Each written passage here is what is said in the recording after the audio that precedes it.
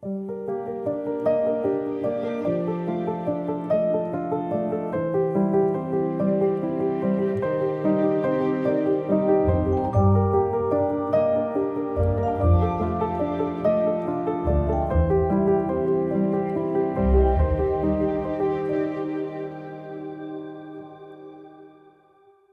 tardes, muchas gracias por estar aquí.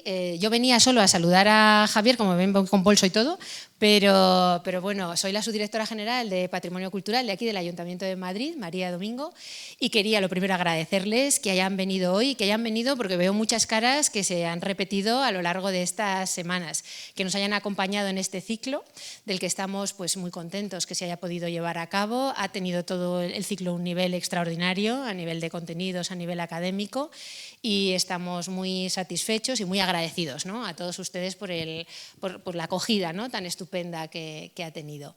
También lo estamos de la exposición Madrid Metrópoli, el sueño de Antonio Palacios, y les invitamos, si no la han visto, que estoy casi segura de que todos ustedes lo han hecho, porque son muy seguidores de Antonio Palacios, pues que se acerquen, que vayan, que la disfruten. Estará abierta hasta la primera semana de julio y nada más. Lo dicho, darles las gracias a ustedes, dar las gracias, por supuesto, a Javier y a Julián por todo el esfuerzo que se ha hecho, dar la bienvenida al ciclo de conferencias a Luis, pero que ha estado colaborando con nosotros en el proyecto de Antonio Palacios, y no estorbar más. Eso es lo que voy a hacer, no ralentizar más, dar comienzo ya a la conferencia. Gracias. Bueno, buenas tardes. Yo lo primero quiero agradecer a María y a todo su equipo en la Dirección General de Patrimonio Cultural la colaboración y el esfuerzo. No te veo porque está el foco. No te muevas. La colaboración y el esfuerzo que habéis hecho durante tanto tiempo, no solo por la exposición, también por el ciclo que hoy concluye, ¿no? Entonces, pues claro, para que las cosas funcionen, pues se necesita siempre también que haya una voluntad política detrás que aupe estas cosas y que las haga posibles, ¿no? Así que muchísimas gracias, sabes que te lo digo de verdad, y a todo tu equipo, y a Elena, Hernando, que vendrán, sí. Gracias. Bien, bueno, quiero agradecer también, algo ha dicho ahora María Domingo, gracias a ustedes por su fidelísima presencia, porque ha sido semana tras semana pues muchas personas que han asistido a todas estas sesiones y que han seguido el ciclo completo, bastantes. Así que muchísimas gracias, gracias a todos los profesores y a todos los amigos que nos han acompañado, porque ha sido conferencias, pero ha sido también debate, ¿no?, que es lo que pretendía este ciclo, no solo unas conferencias, sino algo que propiciara también una nueva perspectiva en estas jornadas y estas clases y estas conferencias que habéis dado.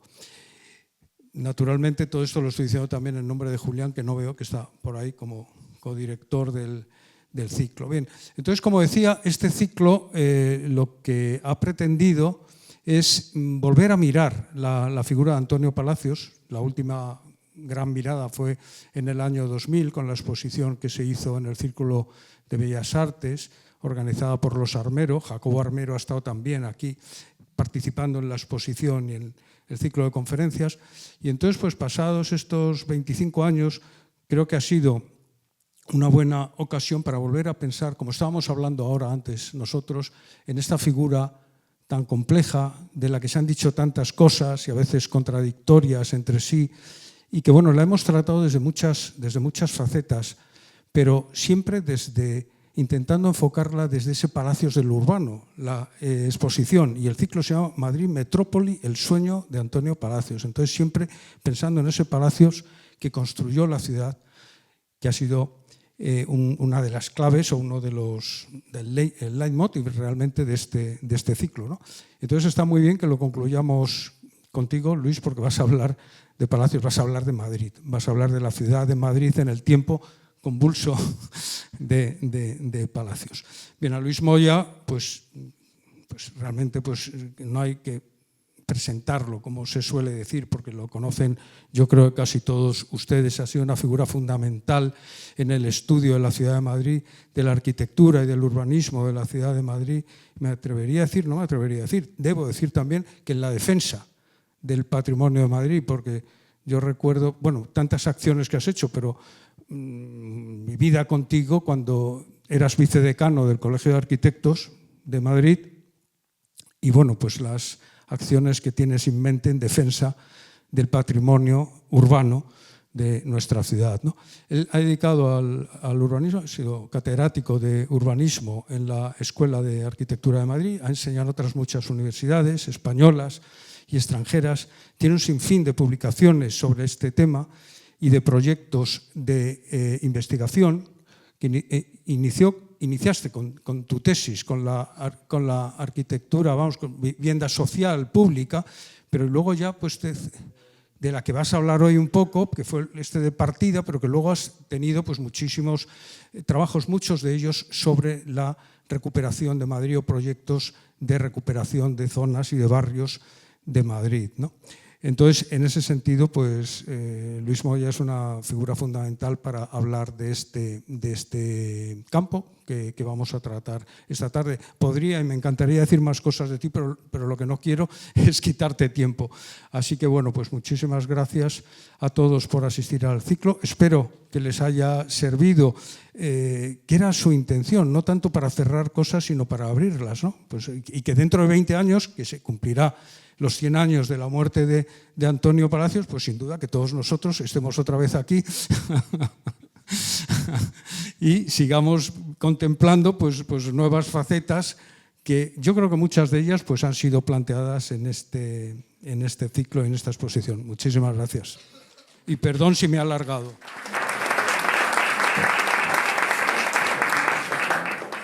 Bueno, voy a empezar.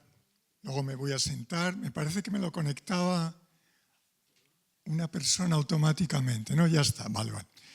Me oyen bien, ¿no? A pesar de que mi voz, como ven, está fatal. Agradezco al ayuntamiento que me haya invitado, a Javier Mosteiro, a Julián García Muñoz, que me ha brindado un montón de las diapositivas que vamos a ver, pero especialmente a Javier, porque yo, como supongo que muchas de las personas que están aquí, o todas, les interesa la historia, y la historia pues incluye el siglo XIX, que es un siglo tremendo, ¿no? Voraginoso, ¿no? Pero es que Javier, cuando me ha pedido alguna otra conferencia sobre esta época, pues me arrastra a empezar a pensar en un montón de cosas sobre cómo veo yo la historia y también incluso con cuestiones un poco de mis antepasados que están por ahí, ¿no? Y que seguramente me han influido en algunas cosas. Entonces, no sé si a veces lo agradezco, a veces no se lo agradezco por este ejercicio, pero desde luego pensando ahora en el primer tercio del siglo XX, lo he pasado muy bien, me ha gustado mucho. También quiero destacar, porque esto no es feminismo barato, pero cada vez que voy a una conferencia veo que mayoritariamente son mujeres, ¿no? Entonces, los hombres parece que tienen como otros intereses no tan culturales como las mujeres, porque eso se puede demostrar estadísticamente. Me alegro mucho y bienvenidas. Entonces, pues nada, voy a empezar un poco a contar todo esto. Me sentaré, me pondré de pie. Voy a explicar una serie de cosas del contexto general para que entendamos bien que el primer tercio del siglo XX es una consecuencia del siglo XIX, con todos sus líos, socialmente, económicamente, es el cambio de una clase, la aristocracia, por la nueva burguesía, y una burguesía que tiene que asentarse, que tiene que encontrar su lugar y que arrastra pues, su ética del siglo XIX al siglo XX, cuando se habla de ética la hay buena y la hay mala. porque la verdad es que cuando estudias esa burguesía tiene cosas muy buenas, de las cuales yo me siento también implícito, ¿no?, dentro de ella, pero también tiene cosas malas que van a tener que salir ahora en esta exposición, porque al final Antonio Palacios está imbuido totalmente de ese medio, y cuando hablamos de un Madrid que busca la metrópoli, que busca ser una metrópoli, estamos pensando fundamentalmente en una burguesía que tiene un modelo, que es el de París, entonces era el modelo parisino el que imperaba, y quiere afianzarse. A todo esto ha ocurrido la crisis del 98, surgen los regeneracionistas, que es un movimiento intelectual, cultural, político muy importante, de ver qué hacemos con España una vez que ya por fin nos han dicho que no dominamos el mundo, cuando Francia, Inglaterra y tal lo seguían todavía dominando, en mayor o menor medida, ¿no? Entonces nosotros, que habíamos sido los más importantes en los siglos pasados, de repente no lo somos.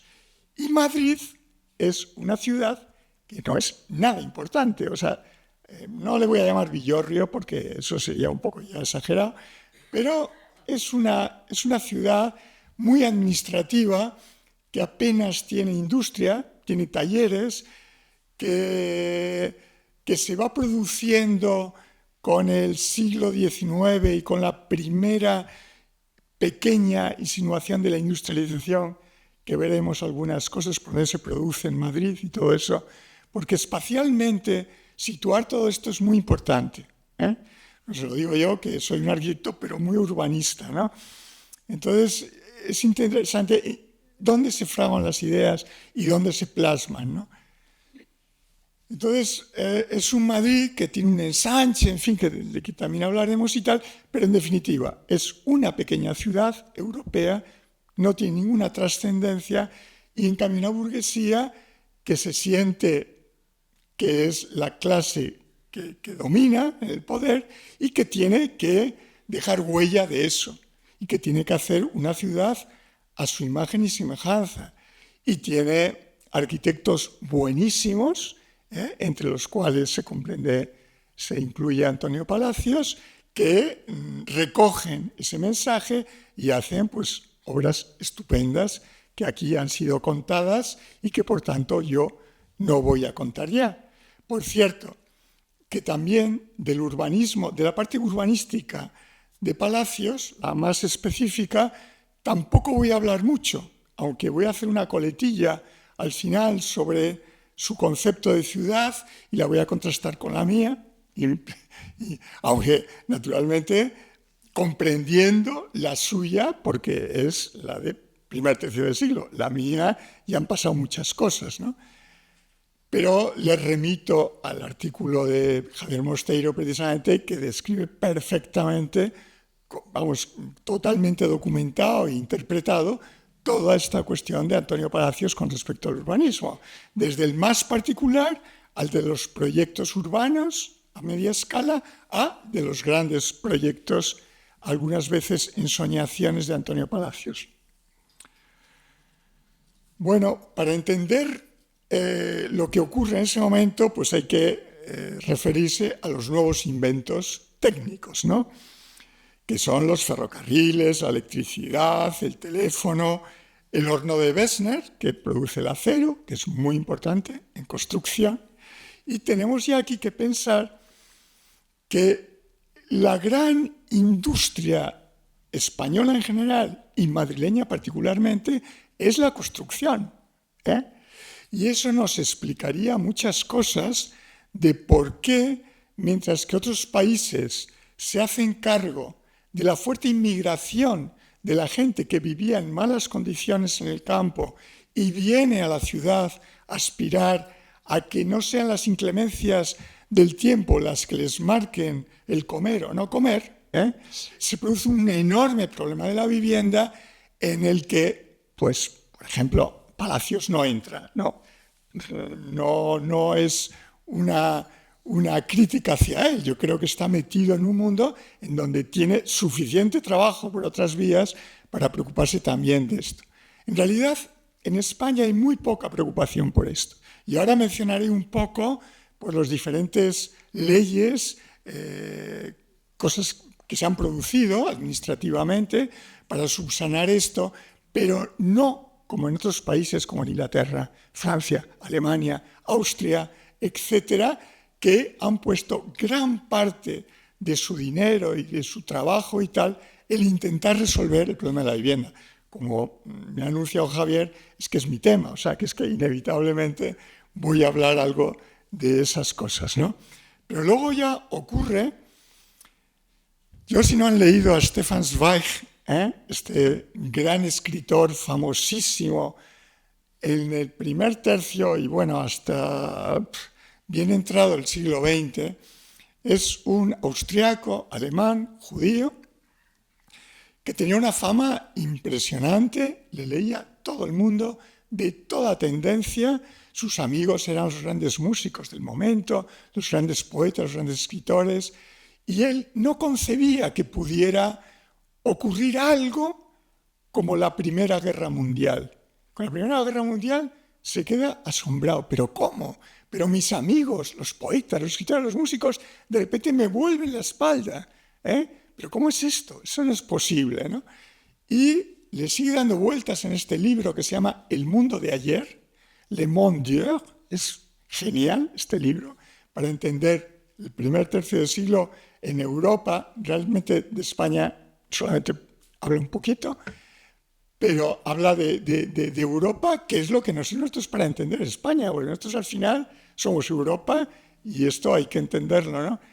Y entonces termina la Primera Guerra Mundial y ve que las cosas, tras un momento un poco de paz en los años 20, se vuelven otra vez a enzarzar, surge en Alemania el momento nazi, y se empieza otra vez a estropear todo, ¿no? Y él lo ve como una continuación, que es como yo también lo veo, de la Primera Guerra Mundial, la Segunda Guerra Mundial. Pero por fin termina la Segunda Guerra Mundial y hay un pacto increíble, ¿no? Un pacto de la economía, la sociedad, la política, de los estratos altos, bajos, etcétera, sindicatos, etcétera, para decir, esto no puede seguir así, o sea, aquí tenemos que llegar a un acuerdo, ¿no? Y entonces, pues, crean realmente el estado de bienestar, le dan nombre. Y el estado de bienestar es la educación, la sanidad, las pensiones y la vivienda, fundamentalmente, ¿no? Y entonces eso hace que en estos países se desarrolle una política de vivienda importante y en España no. Y entonces ya explicaré cómo esto va ocurriendo desde precisamente esta época, ya desde 1900. Madrid tenía 500.000 de habitantes, o sea, una ciudad pequeña. No me acuerdo ahora París, pero vamos, tenía muchísimo más, Londres, no digamos, etcétera, ¿no? Y en 1930 tiene 850.000 habitantes. Ese crecimiento no es tanto biológico, es de la inmigración, ¿no? De esta inmigración que se produce en cantidades y que pide una vivienda, y entonces veremos también las soluciones que hay de vivienda para ellos son las que ellos encuentran. Por cierto, yo ya puesto a ver mi pasado, en lo que me incumbe directamente, pues voy a mencionar a Luis Moya Blanco, porque es tío mío, he hablado en muchas ocasiones, le admiro profundamente y sin embargo hemos seguido trayectorias muy diferentes, ¿no? Pero he hablado mucho con él, ¿no? Y releyendo un poco sus textos y tal, me ha chocado que el artículo póstumo que tiene en la revista Atlántida dedica un montón al problema de la vivienda, cosa que conmigo nunca habló, que yo me dedicaba a eso, o sea, bueno, esto es quizás un problema familiar, ¿no? O sea, no digo de malentendido, sino de que éramos todos como muy distantes y muy esto, y no hablábamos, yo hablaba de arquitectura, yo pensaba que el problema de la vivienda, dentro de sus maravillosas formación y desarrollo de todo lo que había hecho y lo que leía y lo que estudiaba y tal, no creía que le preocupaba mucho, había hecho unas viviendas en Carabanchel y tal, pero punto, ¿no? Que son las que salen siempre. Pero es que ahí insiste mucho en este problema de principios del siglo XX, de la fuerte inmigración, del problema de la vivienda, y durante todo ese artículo le da muchas vueltas. Les recomiendo que, si tienen ocasión, vayan a él. Bueno, entonces he hablado de los inventos. Políticamente, pues esto es una cosa rara lo que ocurre en España y concretamente en Madrid. Hay una alternancia de partidos, liberales y conservadores, pero que se ponen de acuerdo para alternarse. Una cosa curiosísima, ¿no? Que bueno, a lo mejor todavía lo vamos a ver en el futuro, no lo sé, o sea, qué va a pasar, ¿no? Pero se van a poner de acuerdo y tal, pero las cosas están ya muy mal, porque esa burguesía, que como decía Jacinto Benavente, alegre y feliz, tiene un libro que trata precisamente de eso, ¿no?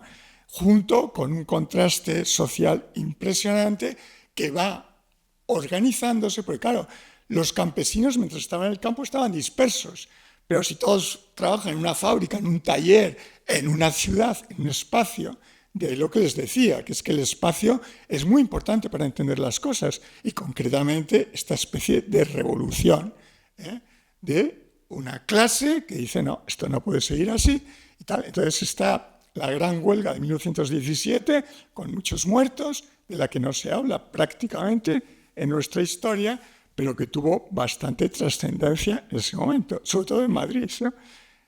Y entonces, pues ya por fin, precisamente eso es lo que produjo la primera dictadura, donde Alfonso XIII dijo, bueno, pues aquí los militares que siempre habían estado moviéndose en el siglo XIX, ustedes lo sabrán, los militares no paraban, ¿no?, de moverse, de levantarse, etcétera y tal.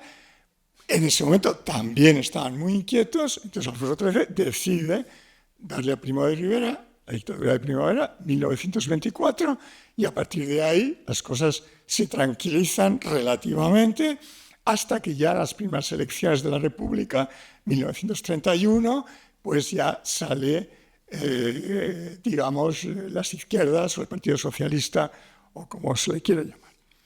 Entonces es un poco la situación.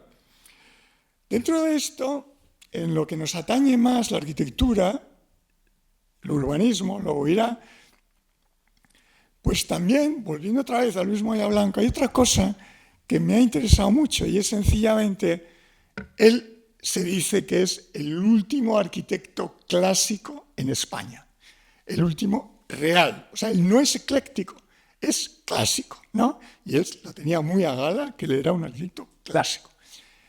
Entonces, lo que acusa a los arquitectos, que por otra parte les ensalza y dice que son buenísimos y que hacen cosas maravillosas, porque además lo hacen por libre, lo hacen, cogen un poco de aquí, de ahí y tal, para llegar a composiciones, como el propio Antonio Palacios, magistrales. Pero ¿qué les falta? El idealismo disciplinado, que claro, se puede entender idealismo disciplinado. ¿Qué es idealismo? Idealismo, pensar en Dios o en una cosa religiosa y tal, como se le podía interpretar a él. No. Idealismo también es el movimiento moderno. Es movimientos fundamentalmente arquitectos, intelectuales, etcétera, que en un momento dado, como el movimiento moderno y la Bauhaus y todo eso, dicen hay que hacer una arquitectura funcional, lo importante es el espacio, no las fachadas. Cuando nosotros, el eclecticismo, lo importante era la fachada. Realmente los arquitectos, según nos cuentan, en el siglo XIX no hacían más que fachadas. Todas las tripas las hacían los constructores, ¿no? Entonces el movimiento moderno, con un idealismo, dice no, o sea, y además la construcción tiene que estar vinculada con la industria. Es un movimiento fortísimo que se impone en toda Europa justificadamente, ¿no? Y que los que somos de la generación mía, pues hemos sido educados en el movimiento moderno puro y además nos ha gustado mucho. Luego aquí se mezclará con otra cuestión, que es la cuestión patrimonial. ¿Hasta qué punto el movimiento moderno entendía lo que era el patrimonio? Como el propio Antonio Palacios. Cuando tiene estos proyectos de la Puerta del Sol o todos estos que describe también Javier, pasa por alto de lo que es el patrimonio. Bueno, yo me considero que defiendo el patrimonio ordinario, Pero es que hay muchos arquitectos que no defendían ni el extraordinario, empezando por el propio Le Corbusier, ¿no? O sea que, bueno, la catedral sí, pero el resto no. Cuando resulta, me hace gracia porque yo hice el plan de Chueca, del barrio este que se llama Justicia, teóricamente. Luego pondré un planito de eso, ¿no? Y entonces nos levantamos a escala 1:200 todos los edificios que nos incumbían en este perímetro nuestro e hicimos una clasificación del nivel de protección que deberían de tener.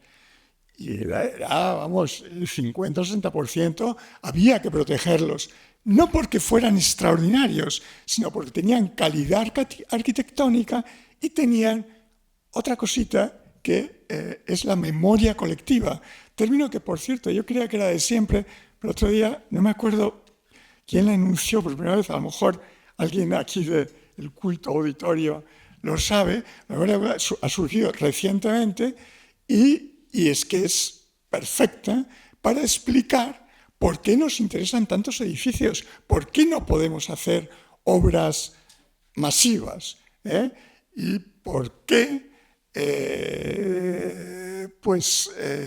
hay cosas que se tendrían que haber hecho de otra manera, con la misma intencionalidad, la Gran Vía, etcétera, ¿no?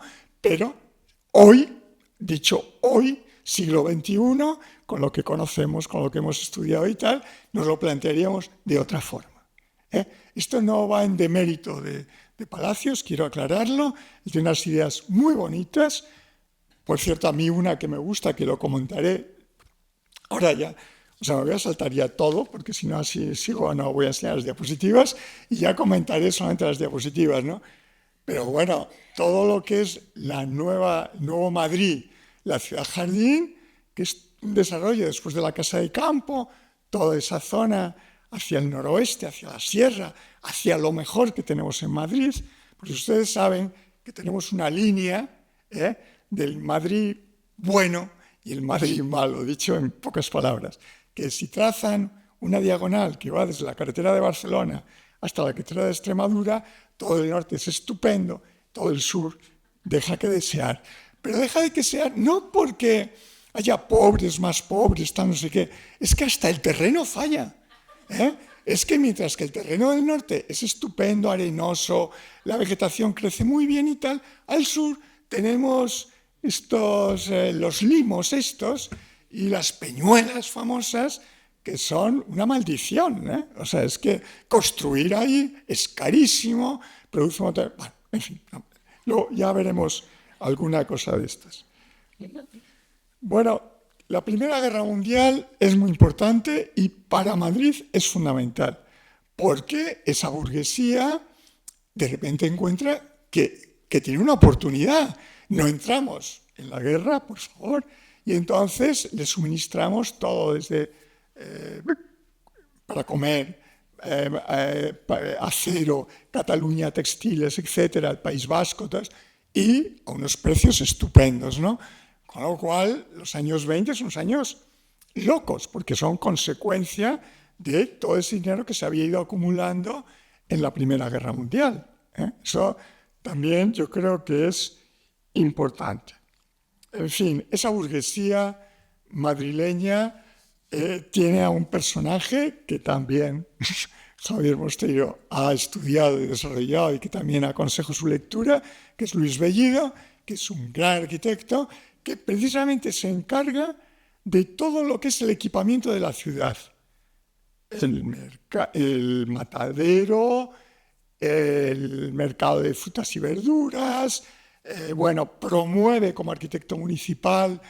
El ayuntamiento en ese momento es de una actividad increíble gracias a estos grandes arquitectos que hay, como Ferrero también, un montón que ahora no viene al caso mencionar quizá, pero que hay muchísimos arquitectos que ponen en marcha escuelas, que luego se irá al tiempo de la República, mercados, por ejemplo, mercados en los barrios, ¿no?, que eran tan necesarios, un montón de obras. Y no digamos también de grandes infraestructuras, ¿no? De infraestructuras, aparte de la traída del agua, que eso es del 19, Lozoya y tal, pero todavía en el 20 se hace el depósito, perdón, es de mi abuelo, el diseñador con otros dos ingenieros, ¿no? El de Santa Engracia, que está bonito, ¿no? Y que enseñaré un cuadro que ha hecho mi hermana. Eso saque aquí. Estoy un poco demasiado endogámico, ¿no? Pero en fin. Y entonces, pues, hacen un montón de obras que yo creo que están contadas en el catálogo a través de muchos artículos. Y es cuando la ciudad de verdad alcanza el nivel intelectual y cultural que merece. El desarrollo de los cafés es muy importante, de las tertulias de los cafés, la Cuesta Moyano, ¿no? O sea, por ejemplo, son cosas de esas pequeñas, pero que tienen una enorme incidencia en la vida cultural e intelectual madrileña. Pero también hacen la estación de bomberos de Santa Engracia, hacen un montón de parques y jardines, como aquí Carmen Añón nos podría hablar muchísimo de todo esto, que está aquí en primera fila. El viaducto de la calle Segovia es una gran obra de Ferrero también, muy bonita además. Y en cambio la industria prospera poco porque, o sea, no había desarrollos industriales importantes, pero lo poco que hay es por la concesión que Isabel II hace a unos cuantos ferroviarios franceses privados para, por el puente de los franceses, meterse por toda la Arganzuela, dar una gran vuelta y entrar en Atocha. Toda esa gran vuelta no es por capricho, es porque el ferrocarril no aguanta una pendiente de más del 3 por 1000. Bueno, ahora Miguel, ahora es otra cosa. Miguel Aguiló, otro gran experto en esto, me parece que ahora ya es mayor, ¿no?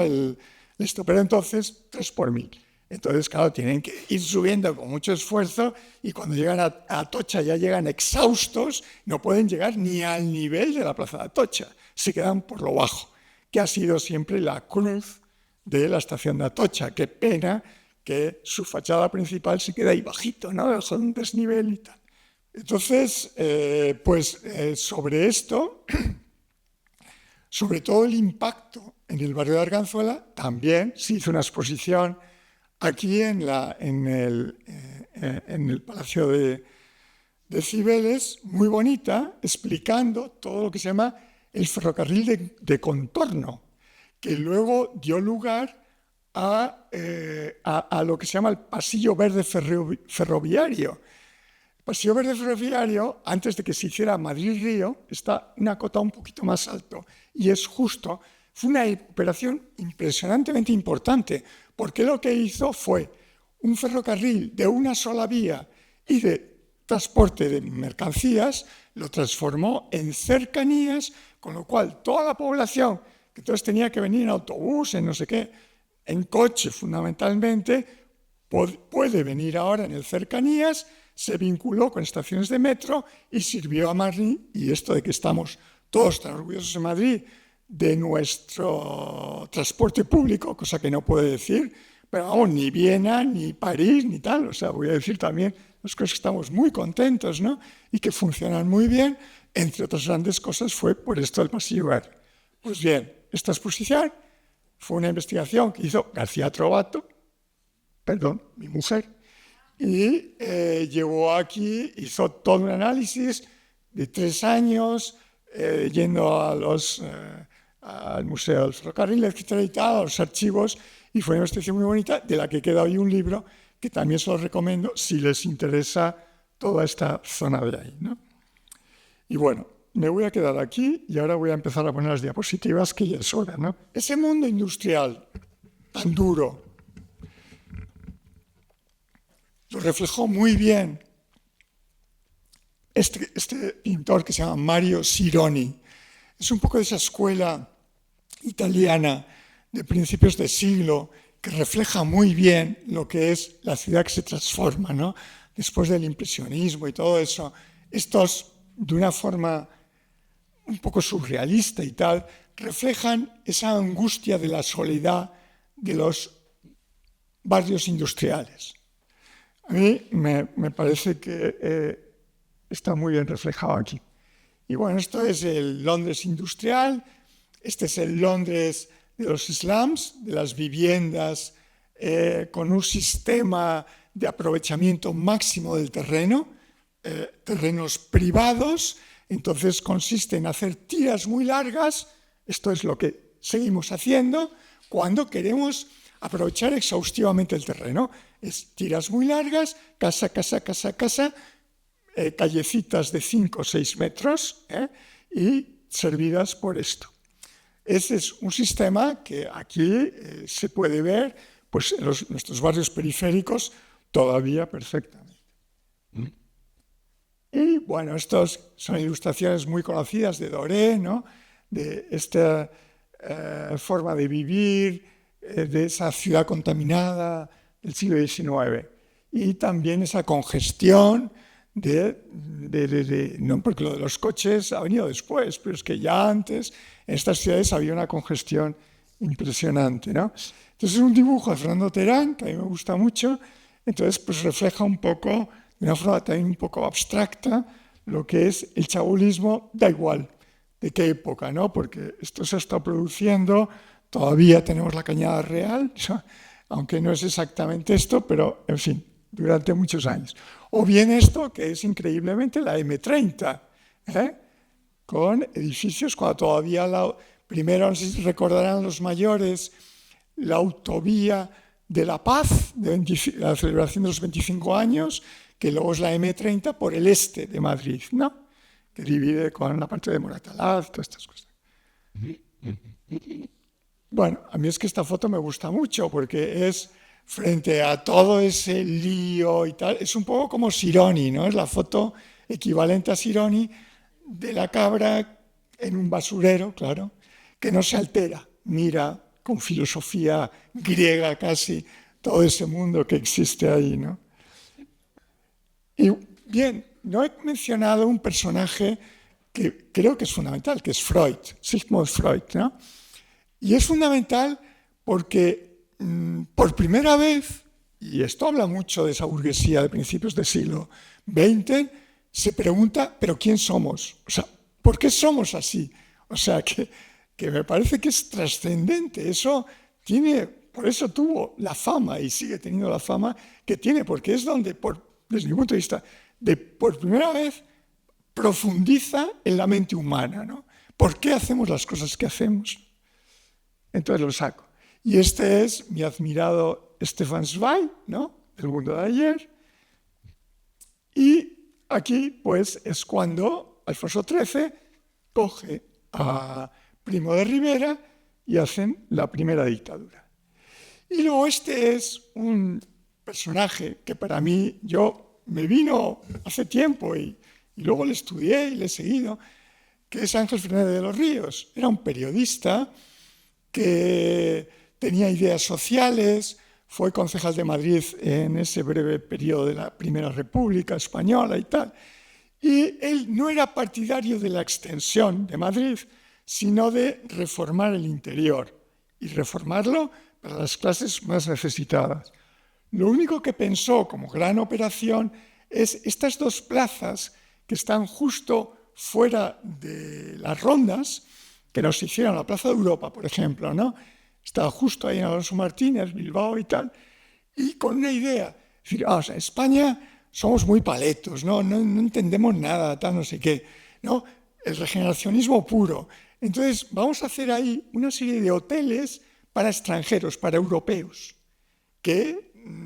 con los cuales vamos a hablar, nos vamos a mezclar, esa idea que hoy nos suena chino, pero que entonces era como muy bonita, ¿no?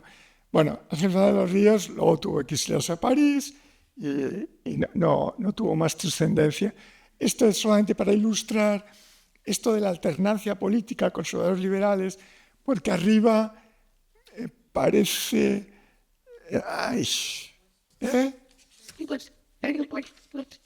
¿Verdad? Los dos líderes, Cánovas y el otro, y Sagasta, ¿no? Sagasta está sirviendo la mesa de los conservadores y Cánovas luego, cuando le toca, el de la otra. Bueno, es un dibujo de un periódico de los años 1880 y algo, por ahí, o 1890, por ahí. Bueno, es todavía esta ciudad administrativa y tal, que era Madrid, ¿no? Esta visión de, bueno, esta es una foto de cuando empieza la fotografía, a finales del siglo XIX, esta otra, también conocidas.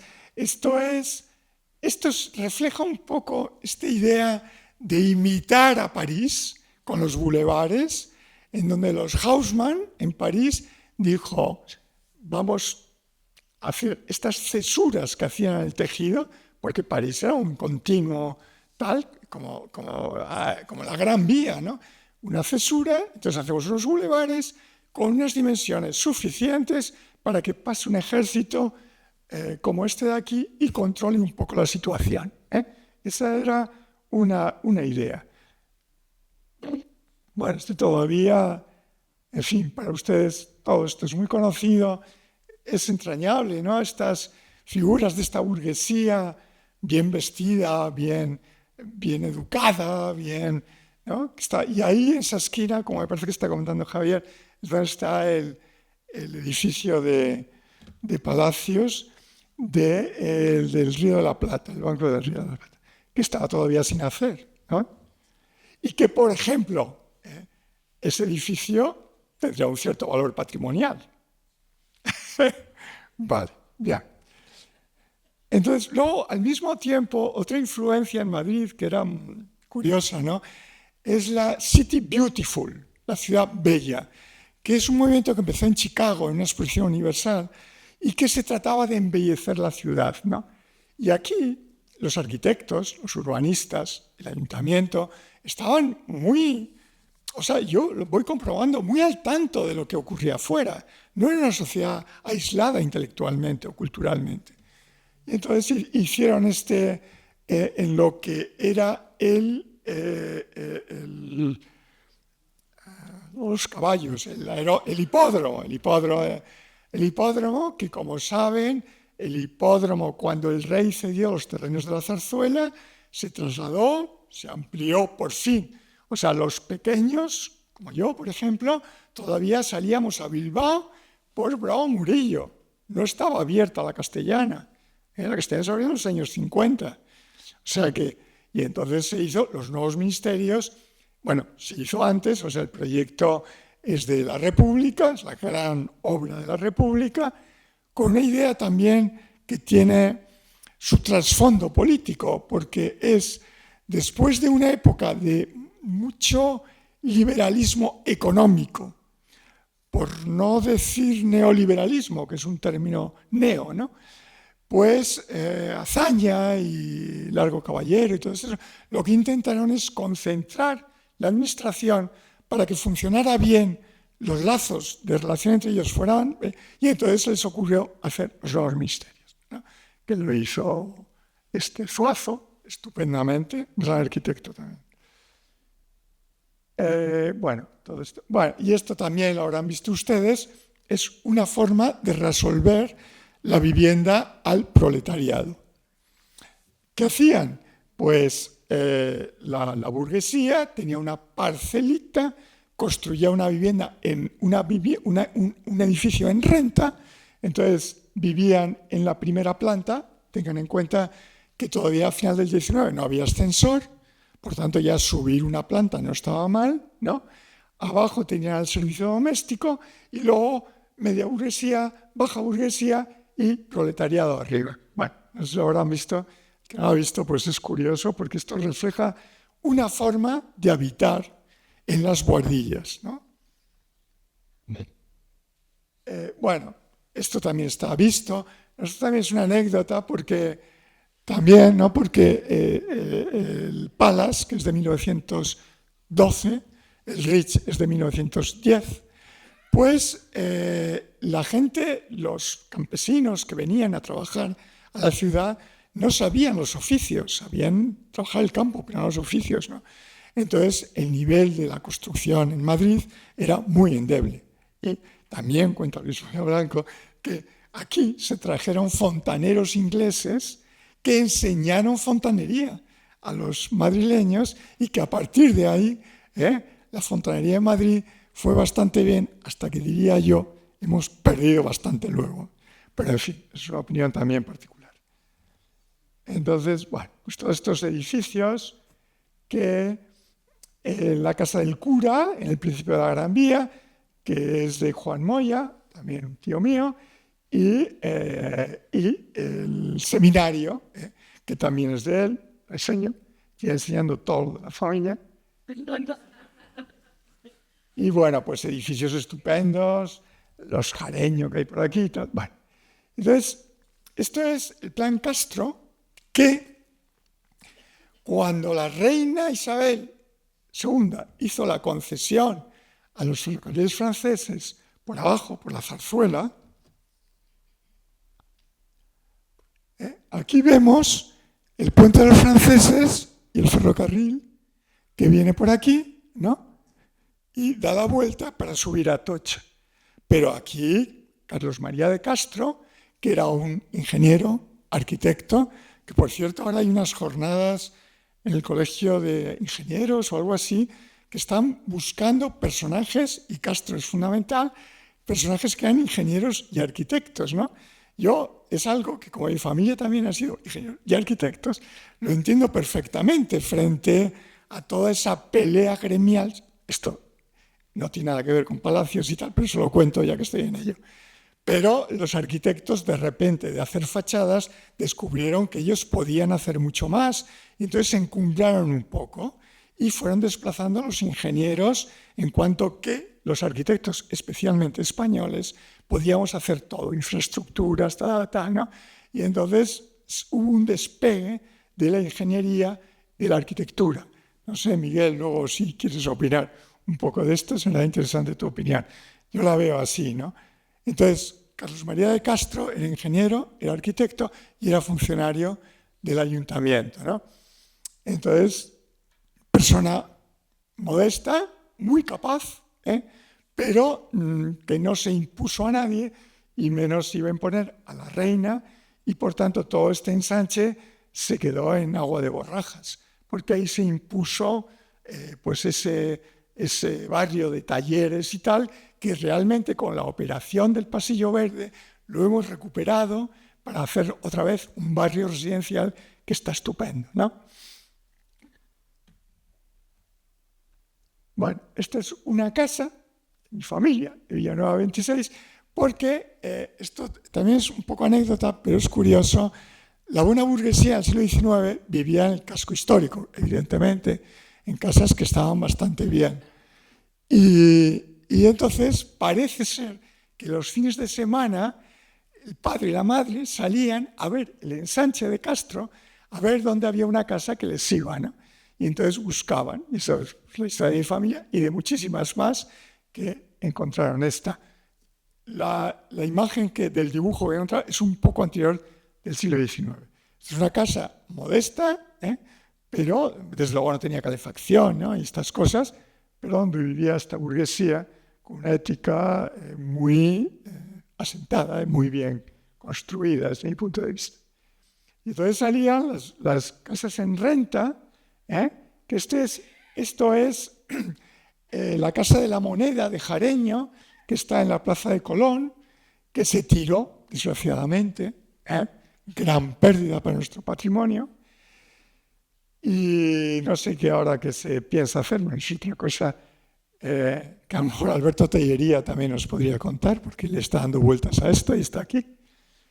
Y entonces, pues, estas manzanas, que primero se concebían abiertas, es decir, sin construir en norte-sur, luego ya por presiones se cerraron, y primero eran de 4 plantas, todavía en la calle Serrano, en la calle Velázquez, se ven algunas casas originales de 5 plantas, pero inmediatamente se empezaron a subir de nivel, ¿no? Y esta es la típica casa en renta, que tenían el patio de parcela, los patios de instalaciones, de ventilación, pequeñitos, y el gran patio de manzana. El patio de manzana, donde luego con el tiempo había un mercado, un garaje, talleres, etcétera, ¿no? Es lo típico del barrio, especialmente de Salamanca, también el de Chamberí. Bueno, ya voy a pasar rápidamente. Esta es la casa de Antonio Palacios. Yo vivía aquí, en el 5º piso, y es una casa preciosa, ¿no?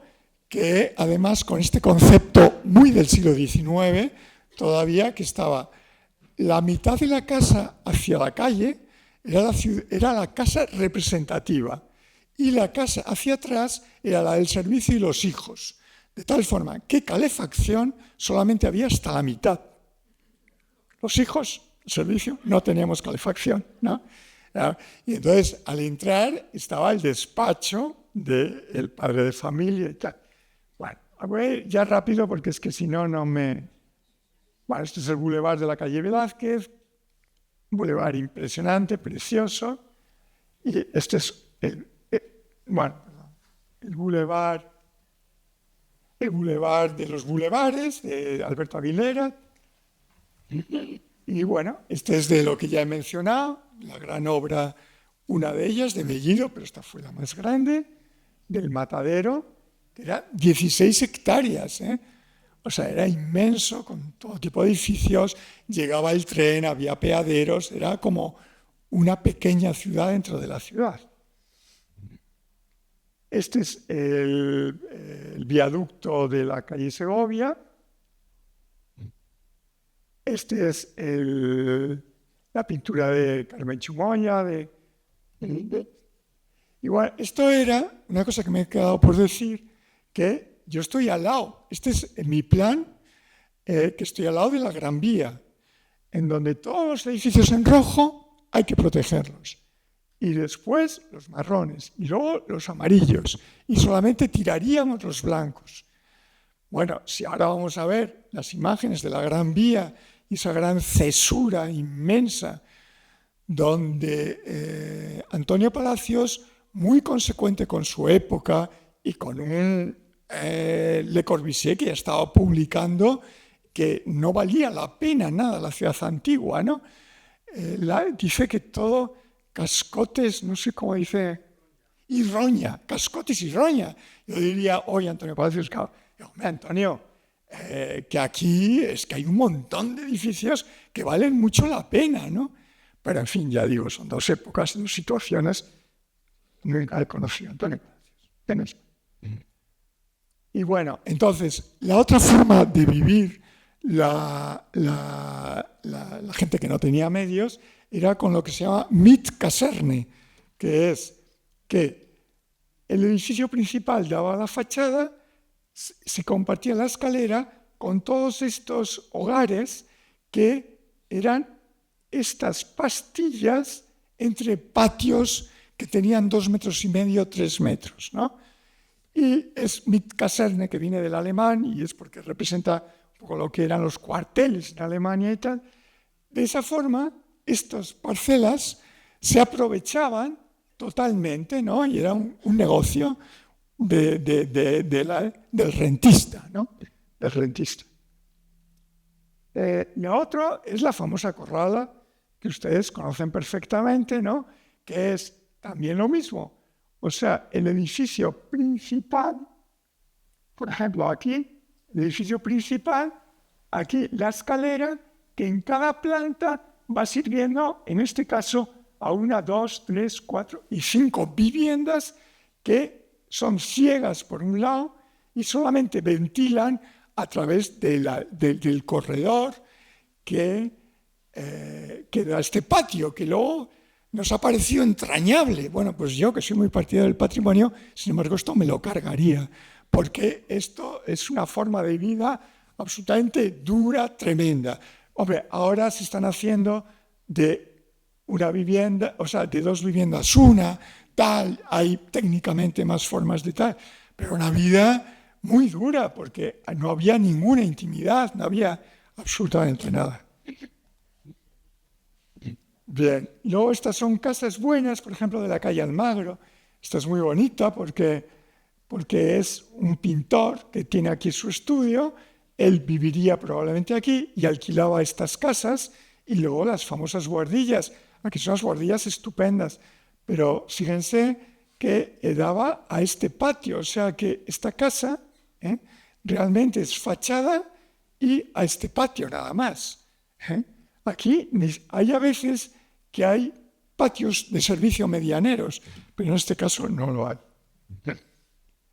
Y esto es un barrio estupendo que se llama Pico Pañuelo, en efecto, que era para los trabajadores del matadero y del mercado de frutas y verduras.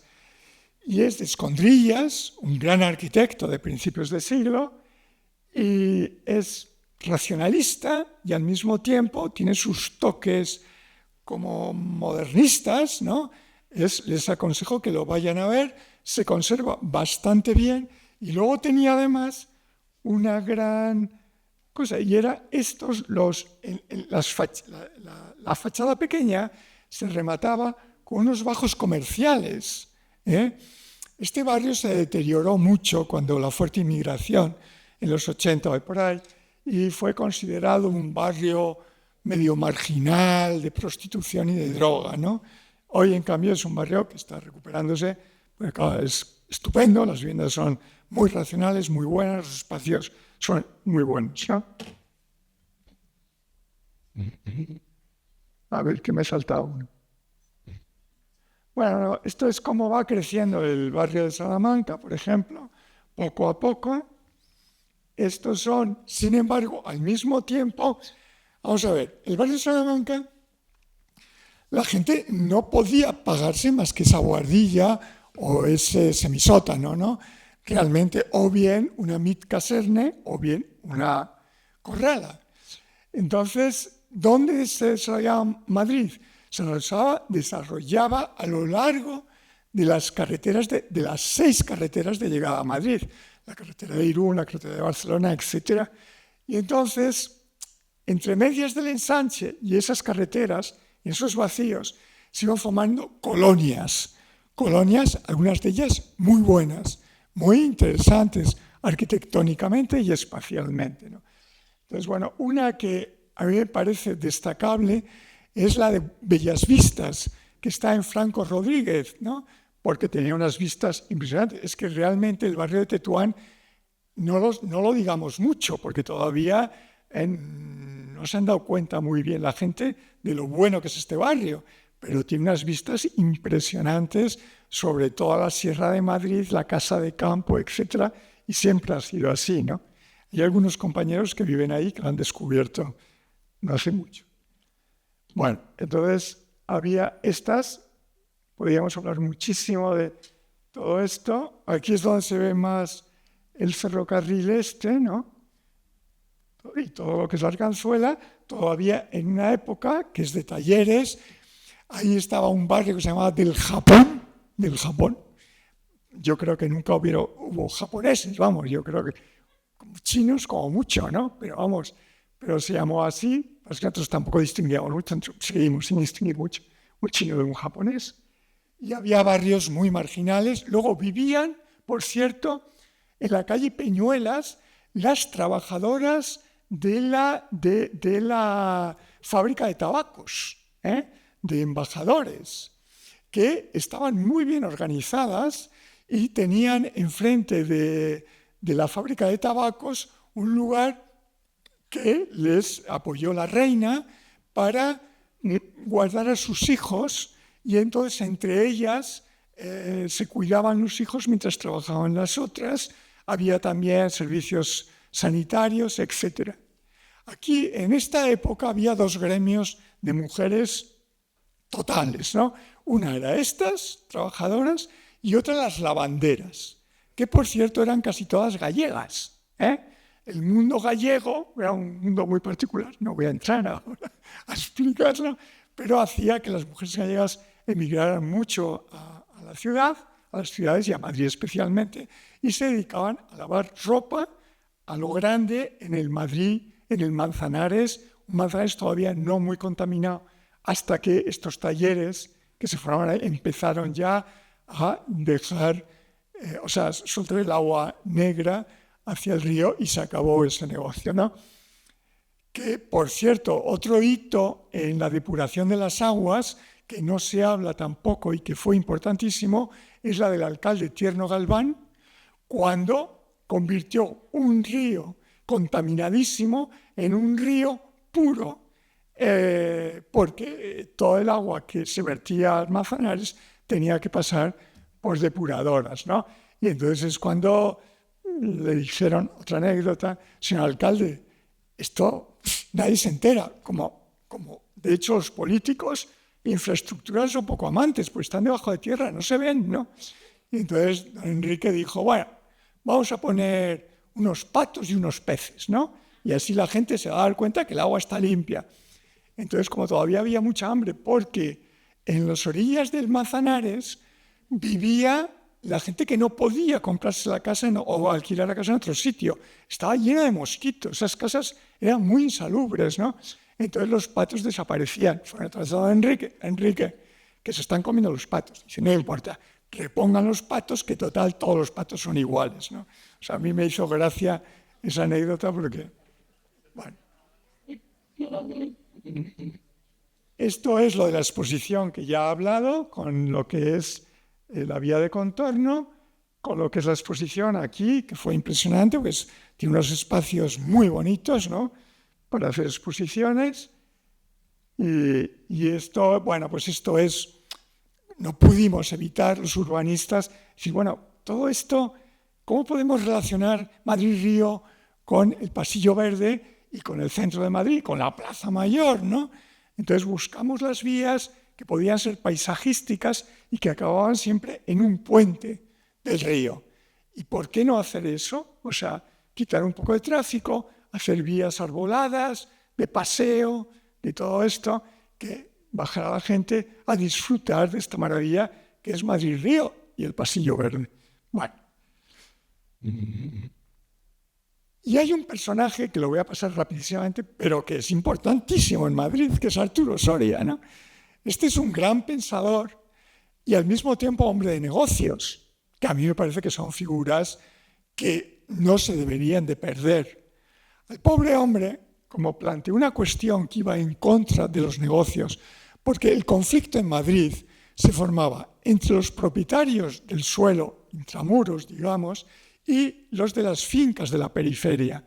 Los de las fincas estaban interesados que Madrid creciera por ahí y los de intramuros en reformas interiores, y quitar todos esos cascotes y esa roña y empezar a acertarse.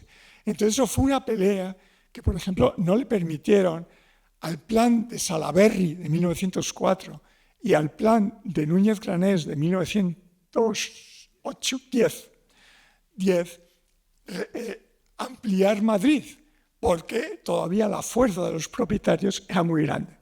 Entonces, claro, vino Arturo Soria con esta idea de que había que hacer, primero se le ocurrió una idea genial, que es una ciudad lineal que fuera de Leningrado a Madrid.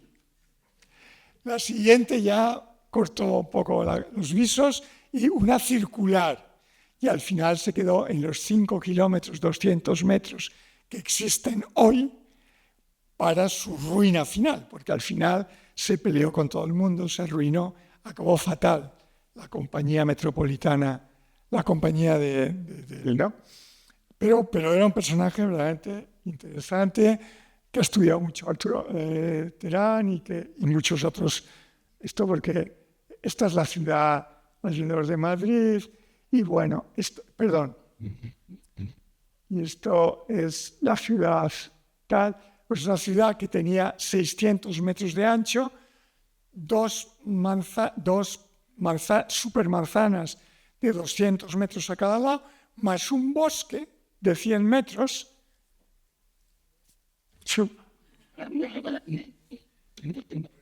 Pues se ha acabado. 10 minutos. Eso es muy generoso, ¿eh? Muy bien, pues nada, voy ya al grano de las cosas. No, quería... este es el plan de Núñez Granés, pero en fin, bueno, yo creo que los he mencionado a todos. También la República se hizo muy poco.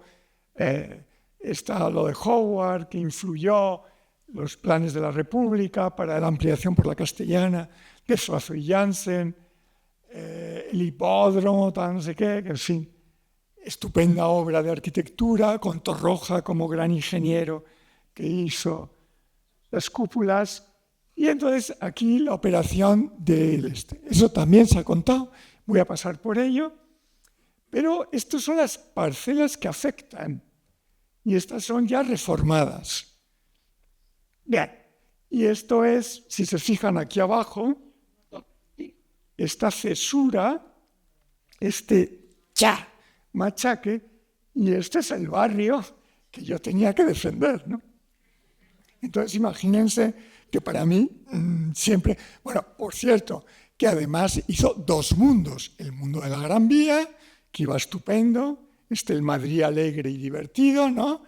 Y el Madrid pobre que estaba detrás. Y la frontera, que era prostitución y droga, que ha durado hasta hace muy poco.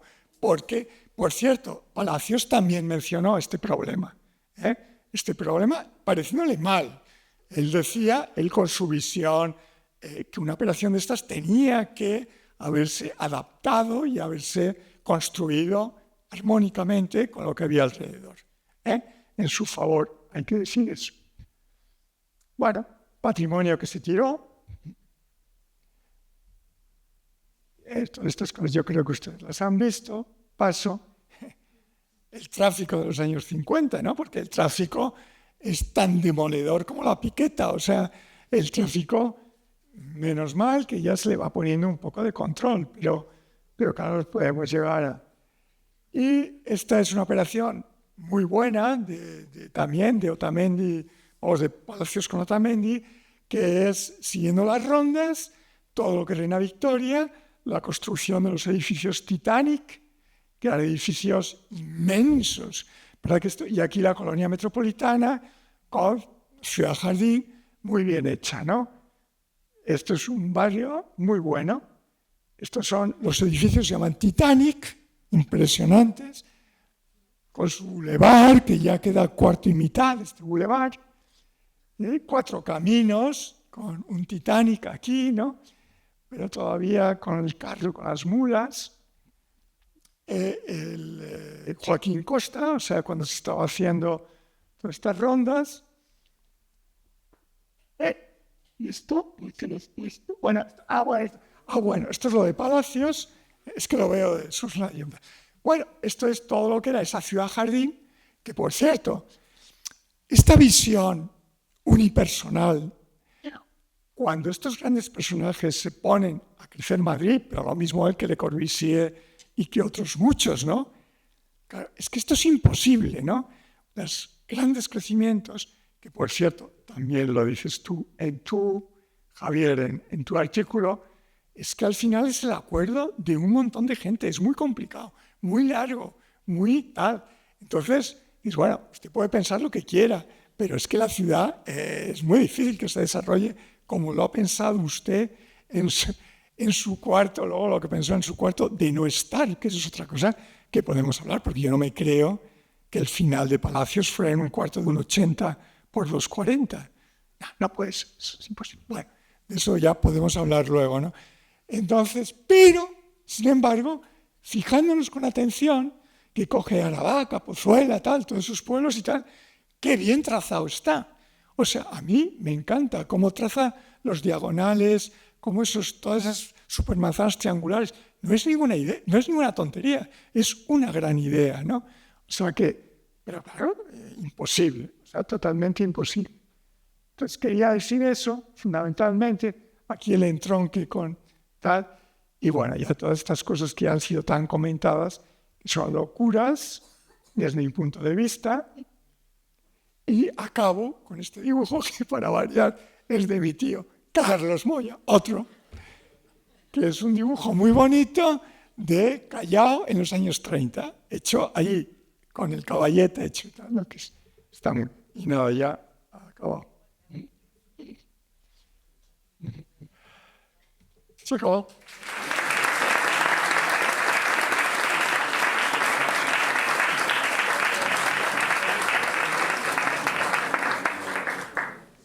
Sí, ¿se oye? Bueno, como todos los días, aunque hoy sea el último, podemos hablar de esto y de muchas más cosas.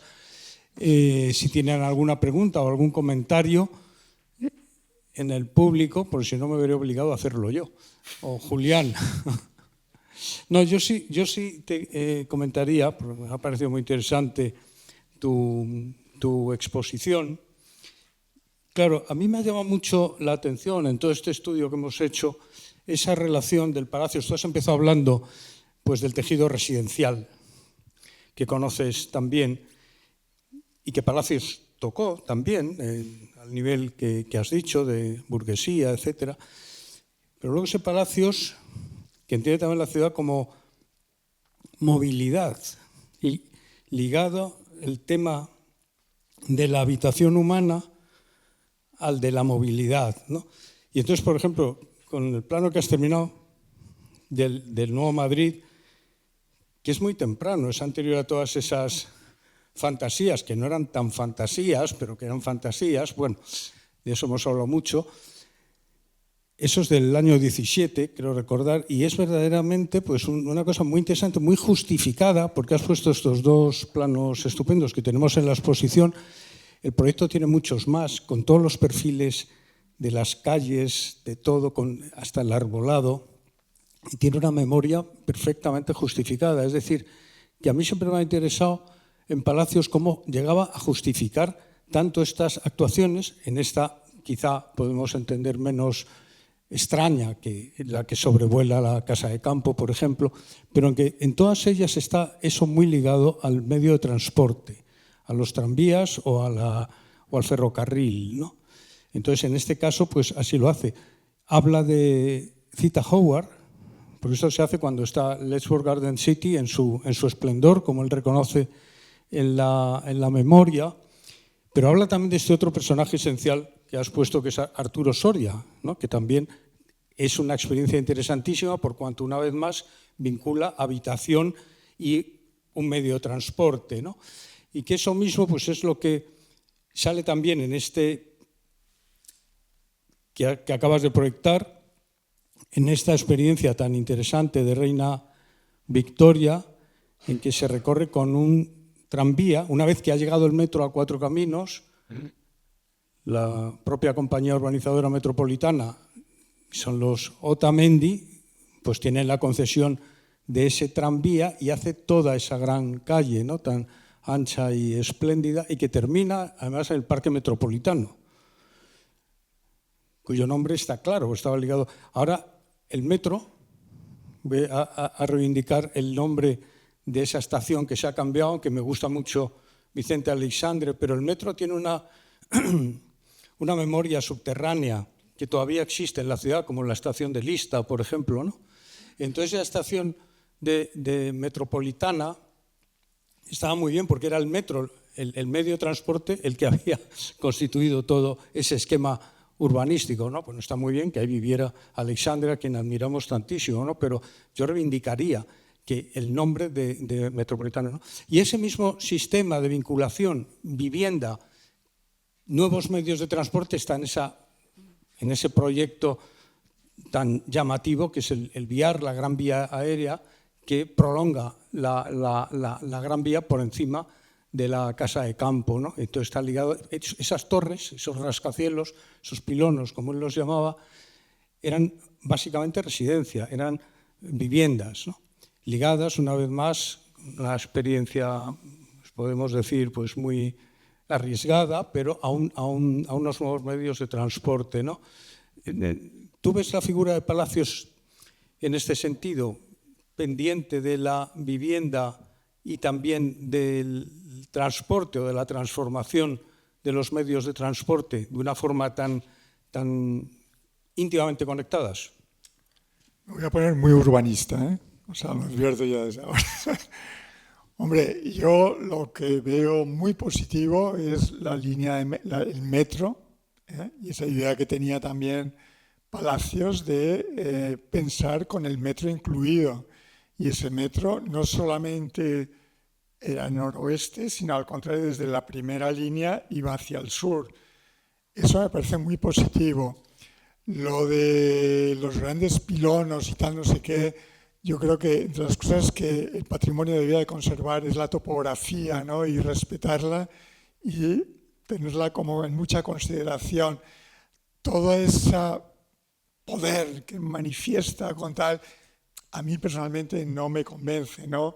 Es una gran obra de infraestructuras que a lo mejor hay que hacerla en determinadas situaciones, cuando hay que salvar pues, por ejemplo, el estrecho de Messina, ¿no? Que soy partidario del puente, pero en una ciudad no me parece, yo no lo veo, pero sí que voy a destacar una cosa que también tú destacas, aunque no sé si la nombras, ¿no? Es la capacidad de Antonio Palacios de ver sus edificios como continuación del tejido público de la calle y de la plaza, ¿no? Y como sus plantas bajas tienen un gran significado. Ahí me estaba recordando continuamente a Noli, al plano de Noli de Roma del siglo XVIII, que hace un plano que entonces a nadie se le había ocurrido, que es dibujar como espacio público todo lo que son las calles, plazas y tal, y todo son las plantas bajas, y todo conectado. Aquello fue un descubrimiento. Palacios es un Noli, ¿eh? Su idea era genial, él tenía clarísimo eso sí. Pero tanto como vincular, resolver el problema de la vivienda más precaria o de la vivienda de la inmigración con el transporte, yo no lo he encontrado, no lo sé, no lo veo. Yo me refería un poco a las en general, experiencias, no es que esté bien, sino a ese experimentar, que efectivamente lo hizo Soria en la ciudad lineal, bueno, es experimentar vivienda, medio de transporte. Es que ensalcemos a Soria, porque, por cierto, es que Soria... Él cita también lo hacía todo, y yo le quería preguntar luego a Miguel Aguiló, yo a él. O sea, ¿por qué...? ¿Otro día? No. Es que qué gran idea la de Arturo Soria de poner el tranvía en medio. Ahora que ya estamos sacando coches en los bulevares, en la carretera de La Coruña, que se tendría que transformar en una vía más paisajística, ¿por qué no hacemos lo de Arturo Soria, que es meter el ferrocarril en medio, el tranvía, con los apeaderos, o sea, donde te bajas y te subes, y rescindir muchísimo la circulación de los coches, ¿no? De esa forma ganaría mucho. O sea, yo creo que esa idea de Arturo Soria es buenísima. Eso se hace en Barcelona, ¿no? Sí. En la diagonal están haciendo exactamente lo que tú dices. Y no se sabe si funciona mejor o peor. Eso ya es una incógnita. ¿Y qué opinas? ¿Qué opino yo? Sí. Yo soy poco partidario del tranvía. Muy poco. Sigamos. ¿Ya te ha contestado? Hombre, depende, hay tranvías y tranvías, porque el tranvía que va ahí por el noroeste, ese es un tranvía que no sirve para nada, ¿no? O sea, pero, bueno, esto es otra discusión. Sí, pero... Bien, Julián, ¿quieres o hay alguna otra palabra? Bueno, gracias, Luis, me lo he disfrutado muchísimo. Y quería hacer una mención pequeñita porque nos has mencionado en relación con las imágenes que has usado algunas de ellas, que quería... Bueno, me he hecho la culpa de habértelas pasado, pero no soy el que las ha gestionado o no el único. Entonces el equipo de documentación de la exposición, aparte de Javier, incluye a Irene Sanchidrián, que está por ahí al fondo, y que es también responsable de muchas de estas imágenes que has usado. Así que nada, quería mencionarlas sobre todo porque no ha salido todavía, yo creo, en el ciclo en ningún momento. Así que nada, en relación con muchas de las cosas que has mostrado, yo fíjate, te he leído en algunas ocasiones hablar acerca de los conventos que desaparecieron en el centro de Madrid, los palacios que desaparecieron en el centro también, esa transición de toda esta clase social que has comentado antes, aristocrática, desde el centro hacia la periferia, hacia la castellana, ¿no? Supongo que no te ha dado tiempo a contar esto porque hubieran sido muchas cosas. Pero fíjate, este es un cambio que a mí me parece muy interesante y que pensaba que ibas a ir por ahí. No sé si quieres sumar algo a lo que has comentado, ¿no? No, porque si me voy a extender ya no me meto en eso, pero desde luego esas imágenes de la Castellana y de una entrenada calle de la S, que no sé si la recordáis alguno de vosotros. Perfectamente, ¿no? Perfectamente. Martínez de la Rosa. Es que yo iba arriba, les la cogía continuamente, ¿no? Que ha desaparecido. Bueno, queda todavía el edificio de Gutiérrez Soto, sí. Perfectamente bien metido ahí, ¿no? Pero qué pena, ¿no? Y luego el del Palacio del Conde de la Maza y todo eso transformado con la Embajada de Estados Unidos. Pero es que no, es que me... Muy bien, gracias. Tú has hablado de una cosa, claro, en el caso de Palacios, pues salta a la vista, ¿no? Muchas veces has hecho referencia al solar que iba a ocupar luego otro edificio, por ejemplo, el Banco Español del Río de la Plata. Bueno, la ciudad se hace así, sustituyendo un edificio, otro edificio, ¿no? Claro, esto es muy distinto cuando se cambia la traza de la ciudad. Se ha hablado de la conservación, de la necesaria conservación de la topografía, cosa que es cierta, que recientemente en Madrid, por ejemplo, ha habido un caso muy flagrante de transformación de la topografía, muy conocido, muy celebrado y muy visitado, ¿no? Pero cuán importante es también, o fundamental, es la conservación de la traza de la ciudad, porque ahí está un poco el registro, la estructura, en fin, de la génesis incluso de la ciudad, la personalidad de la ciudad, ¿no?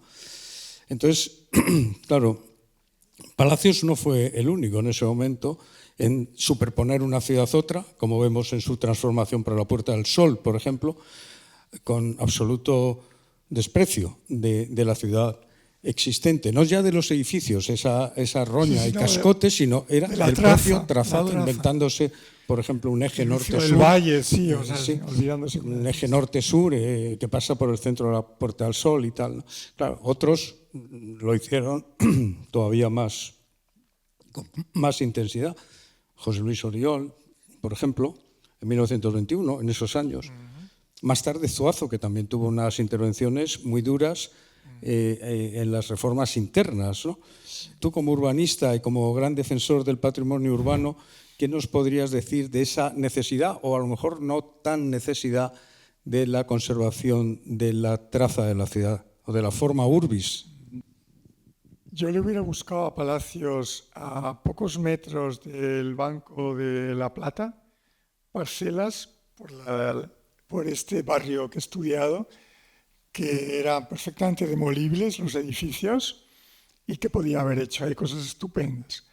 Por cierto, no se menciona casi nunca otra idea que había de una gran vía diagonal que iba desde Alonso Martínez también hacia la Plaza de España y que se construyó un edificio que hay en Fuencarral con esa... Hay muchas oportunidades. Yo creo que es cuestión de planteárselo con tiempo, despacio, preguntándonos, ¿eh? Y yo creo que se puede hacer. Ese edificio que tiraron, pues yo creo que tenía un valor intrínseco grande y lo que él ha hecho ha sido fantástico, muy bien, pero lo podía haber hecho en otro lado también muy bien, ¿no? O sea, concretamente esto está muy bien, estaba en un parque, ¿no? Ahí en Madrid hay muchos sitios donde poder construir, a pocos metros de donde se construyó, tirando cosas que valían mucho. Ese es mi punto de vista. Carmen. No sé, yo creo que de todas formas lo más importante en una ciudad para construir es antes vivir el sitio y no hacer un proyecto de estudio.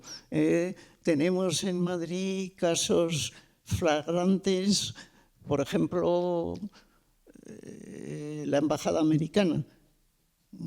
Ese es un proyecto que ha salido, no sé en qué estudio, seguramente vosotros lo conocéis mejor. Yo no entro en que el proyecto sea bueno o malo, yo solo digo que ahí es un error que ya desgraciadamente no tiene. Lo podríamos tapar con verde, a ver si así. Sí, la solución de siempre, con vosotros. Pero yo defiendo el estudio del sitio y del lugar antes de hacer un proyecto. El proyecto no debe ser nunca un proyecto de estudio, sino un proyecto de sitio, de lugar. Estoy de acuerdo, Carmen, porque es que además ahí la topografía es muy marcada, ¿no? Ahí no se puede hacer eso. O sea, esas personas que imponen ahí un edificio, en la Castellana, que había todo un ritmo de jardines, de palacetes, de volumen. Sí, una pena, sí, la verdad es que hay tantas cosas que podríamos decir. Podríamos sacar una relación, ¿no? Y publicarla. Sí, el edificio al que te refieres, Carmen, está en el solar aledaño donde estaba el Palacio del Conde de la Maza, de Palacios, que fue sustituido también por uno, también con su presencia. Y luego otros edificios que han conformado, esa plaza, pues bueno, no sé, la reflexión yo creo que sería es un tema en el fondo de lo que tú has dicho, entendimiento del lugar, de arquitectura, disciplina arquitectónica y de entendimiento del lugar, cosa que incluso en los grandes concursos que hay ahora y tal, para el Star System y eso, pero falta que esos grandes arquitectos paseen con más tiempo, conozcan el lugar, antes de venir con una idea como caída de esferas siderales, ¿no? Sí, eso podríamos Entonces, hablar a mí lo que dice Carmen, yo creo que yo en la escuela a mis alumnos les hablo muchísimo del lugar y estoy un poco en contra de estas tendencias que se dan mucho en las escuelas, no solo en la nuestra, en todas las escuelas de arquitectura, de hacer proyectos sin solar, ¿no? Un proyecto en Tanzania, un proyecto en Singapur, donde no hay la presencia y realmente los condicionantes que hacen ser creativo, porque sin esos condicionantes tampoco se puede. Entonces no se tiene presupuesto, no se tiene conocimiento del lugar, no se tiene la parcela, a veces casi no se tiene la ley de la gravedad, porque también se hacen cosas. Entonces, claro, yo creo que para estimular, diríamos, disciplinarmente la creación arquitectónica, conviene esas limitaciones, porque el operar en el vacío no funciona. No, que te iba a decir que por eso prohibiría hasta Internet. Entro ya en un tema súper discutible, pero realmente yo digo, para ser arquitecto lo primero que tienes que llevar es un cuadernito y un lápiz en el bolsillo. Porque si no tienes eso y no te pateas el sitio, no tienes nada que hacer como arquitecto, como buen arquitecto, por lo menos lo entiendo, igual es una equivocación, porque por eso no soy arquitecto, aunque lo sea de honor. ¿Verdad? Una operación, perdón, que de ese tipo, ¿no? Pero para ponerlo aquí como un ejemplo, es la operación Chamartín, ¿no? Si visteis el primer premio, fue para este arquitecto catalán. Yo creo que él, no sé si había visitado esa parte, yo creo que no la conocía. Entonces hacía un dibujo, toda esa zona que es riquísima, ¿no? Todo el pueblo de Fuencarral, la topografía, la vegetación, es riquísima.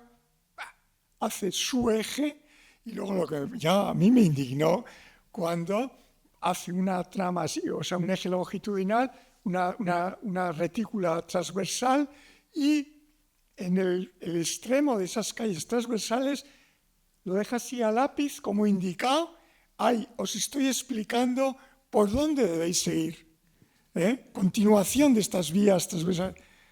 Pero chicos, o sea, es que yo creo que no ha visitado esa zona tan rica de todo, No digo solamente de vegetación, topografía, tal, también de patrimonio construido.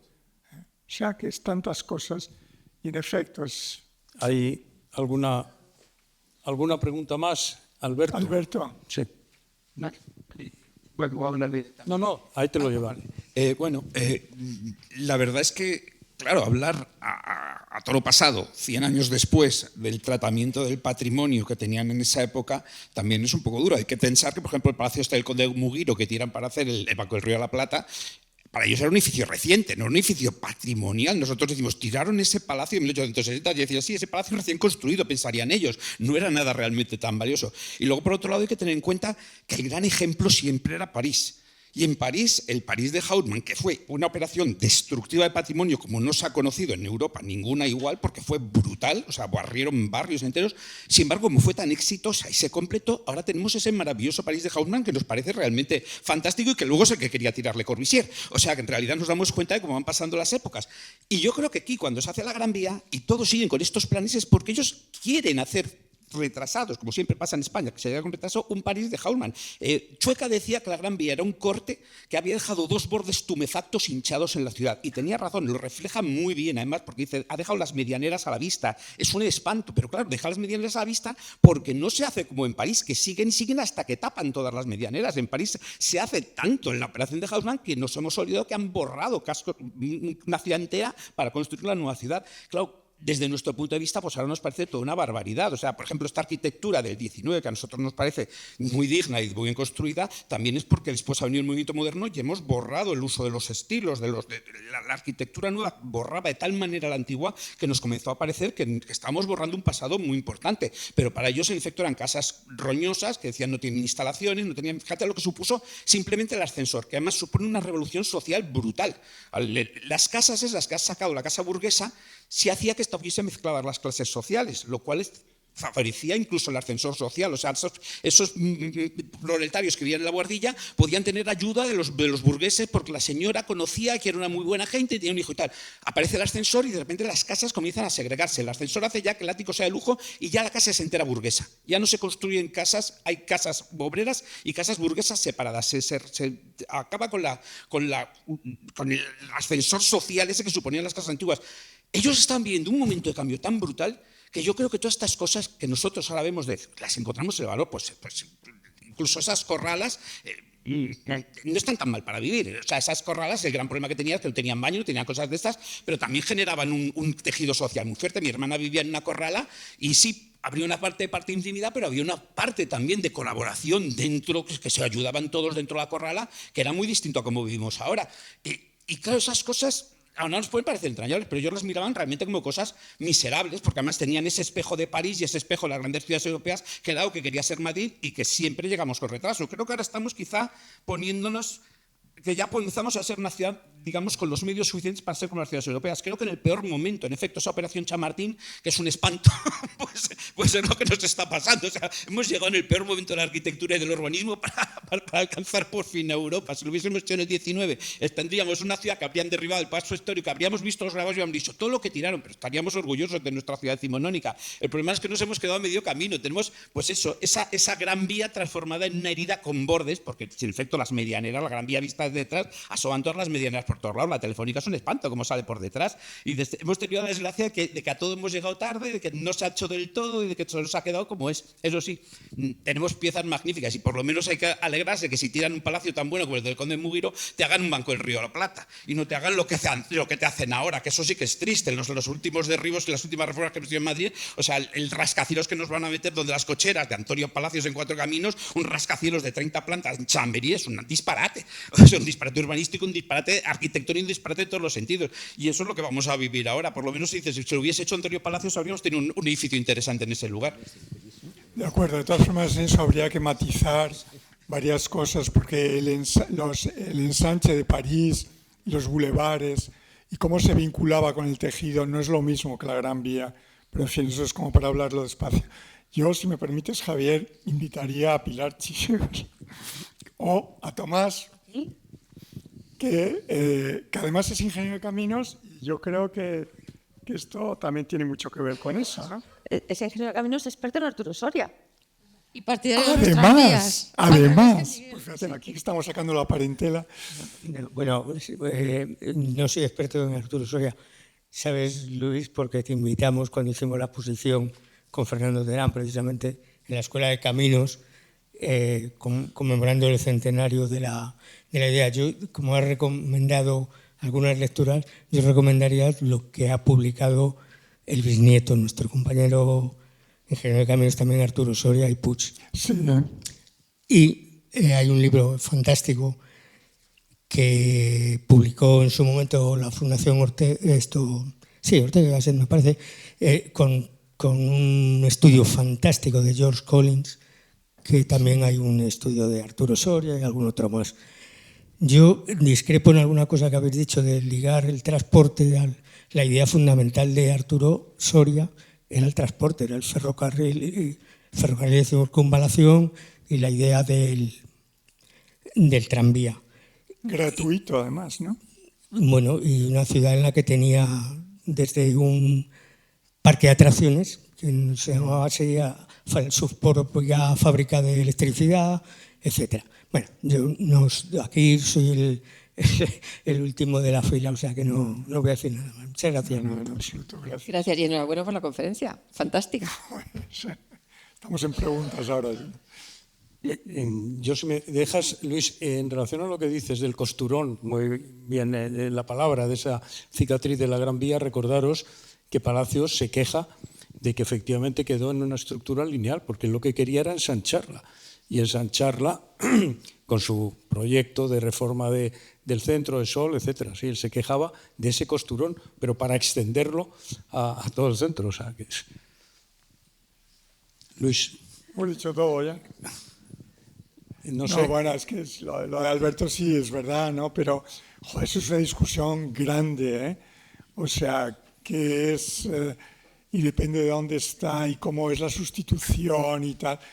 Y depende si hay intereses económicos, no hay intereses económicos, en fin, muchas cosas ahí. Sería eso.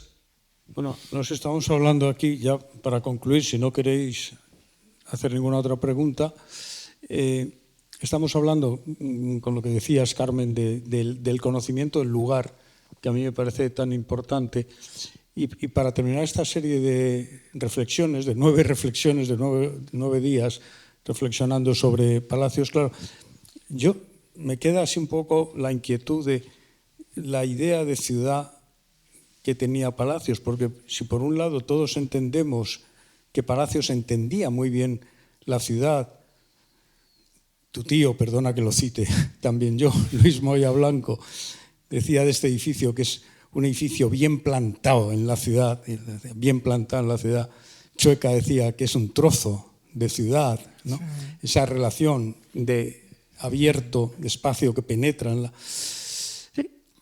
Y así lo vemos en tantos edificios, como si hubiera verdaderamente un sustrato ideal de una ciudad que iba apareciendo siempre que le encargaban un edificio, y aparecía que se iba conformando esa ciudad, el Río de la Plata, el Círculo de Bellas Artes.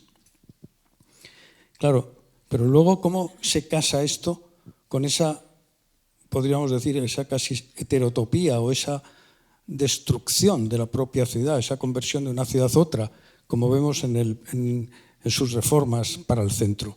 Entonces, ¿cuál era la idea de ciudad que había en Palacios? ¿Qué relación tenía con el, como tú dices, con el lugar, con el locus o con el genius loci de la ciudad, ¿no?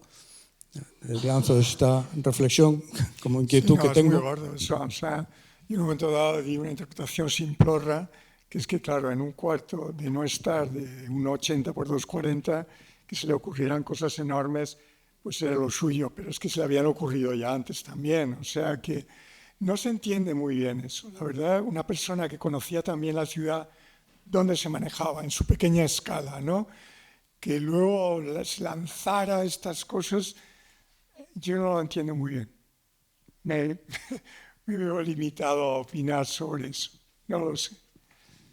Porque efectivamente muchas de estas ensoñaciones pues aparecen en ese periodo, pero era algo que Palacios reconocía que llevaba toda su carrera pensando en ello. Sí, desde 1910 el primer proyecto que tengamos noticia de Sol es de 1919. Por eso. Y él mismo reconoce que llevaba años pensando pues eso, en la destrucción de esa ciudad de cascote y roña para construir su ciudad, ¿no?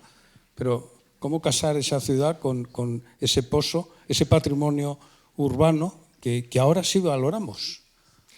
Pues igual que decíamos antes que faltaba en la arquitectura un idealismo disciplinado, o sea, sistemático, ¿no? Pues en urbanismo también. O sea, es que en urbanismo realmente esa visión global de la ciudad no la ha habido. Y entonces él estaba supliendo algo que no se producía desde donde se podía producir, que es el ayuntamiento o la administración más general. Si él hubiera sido un asesor de una comisión para pensar en la ciudad, hubiera estado muy bien. O sea, a mí me hubiera gustado tenerle, si yo hubiera estado dentro de un equipo para pensar un plan general de Madrid, tenerle a Palacios, ¿no? Porque nos hubiera sugerido un montón de cosas. Pero no le hubiera dejado que hubiera dicho cómo tenía que ser todo el noroeste de Madrid, ¿no? Porque ahí hay muchas cosas por medio y no puede ser, ¿no? Es decir, que también es quizá impulsados por una ausencia de una administración que no acomete el problema gordo que tiene de una ciudad que tiene que crecer y no sabe cómo hacerlo. que no sabe cómo hacerlo, ¿no? Bueno, estos días hemos hablado aquí de Madrid, pero también hemos hablado de los proyectos urbanos de palacios en Vigo, por ejemplo, impresionantes, claro, que además mucha de la base de la que se nutría pues luego fue aprovechada para otros estudios y que también era una cosa muy imponente, por así decir, ¿no? Y la semana pasada pues estuvimos hablando, Ricardo Sánchez Lampreave nos habló del Palacios de Málaga, que también, bueno, no sé, hemos hablado de estas cosas, creo que es bueno que nos queden, por eso decía antes que el ciclo tampoco pretende cerrar nada, sino abrir preguntas. Y muchísimas gracias, Julián. Yo no sé si tú quieres... Javier, sí. Creo que Carmen quería decir algo. Sí. Carmen, ¿no? Carmen, pues es absolutamente necesario y además yo quiero que cierres tú el ciclo. No, mira, yo es que pienso que una ciudad tiene también algo mágico psicológicamente hablando y que hay cosas que se escapan al proyecto mejor pensado y que todos hubiéramos aprobado. Un espacio de convivencia, por ejemplo, o de conexión, surge espontáneamente, tiene que surgir espontáneamente, no está nunca, no funciona nunca diciendo aquí se van a reunir, porque no, porque entonces se reúnen en otro sitio seguro. Entonces, ese espíritu mágico se escapa muchas veces. Muy bien, pues gracias, Luis, nos has hecho pensar en muchísimas cosas. Gracias a los que habéis intervenido, Tomás, Pilar, Miguel, Carmen, Alberto. No sé si alguien más, y si no, pues yo creo que es menester ya cerrar el ciclo. Lo que decía al principio, que muchísimas gracias por la fidelidad, la asistencia a estas 9 conferencias. Y bueno, también lo decía al principio, estoy seguro que dentro de 20 años estaremos aquí celebrando, que estaremos todos, Palacios también, celebrando los 100 años de su muerte. Muchísimas gracias a todos.